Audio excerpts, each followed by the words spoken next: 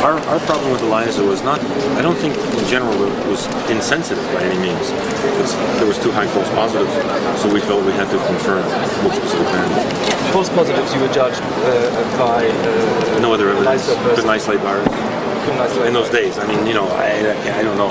I've never made a career out of this, but when we isolated virus, people were sometimes we had Western blot positive where we couldn't isolate the virus, so we got worried and felt that we're getting false positives sometimes, so we added the Western blot. That's all I can tell you. It was an experimental tool when we added it, and for us it worked well because we could isolate the virus when we did.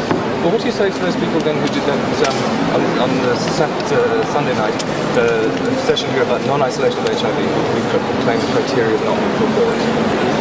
I mean, just tell us what the right criteria for retrovirus isolation should be. I mean, the right criteria. We're isolated in culture. You take blood cells and you co-cultivate with another cell. You transmit it and show that the virus is transmitted. If you want, you can spend a lot of fortune and take electron microscopic pictures, which we did at the beginning, and which other labs did at the beginning. Which are hundreds of those. Oh yeah, of course. Yeah. There's, I would say by now thousands of pictures of HIV.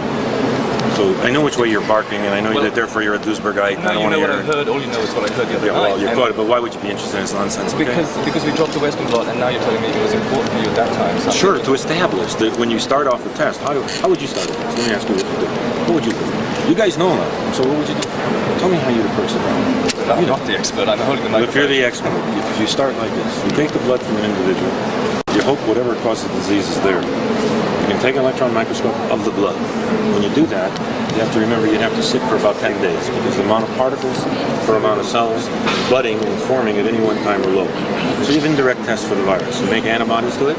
You know, it's like, do you know that strontium 90 exists? Not really, you never saw it. So you have indirect tests. They're obvious, they're definitive, there's no potential for artifact, none of that. And of course, you look and you see it. And many, we have George for stats this high electron microscope. Pictures of it. But once you picture, banded material 1.16. Well, you can look at banded material. It's obvious retrovirus. Do you know what retrovirus looks like?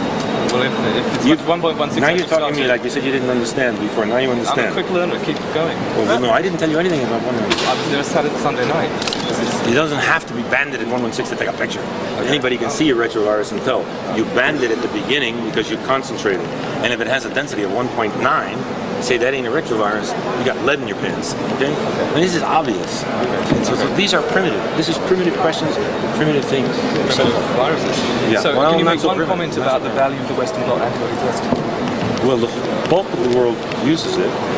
If some technology comes across better, I'd be the first to say do it. I mean, obviously, the Western blot's a valuable test as defining the proteins that you have antibodies to. Everybody uses it experimentally, and most people use it around the world. Not maybe Britain doesn't use it. Maybe there are 2 countries that found a better way. God bless them. Okay, I appreciate it. And you too. Thank you very much. You're welcome. Right. Thank you.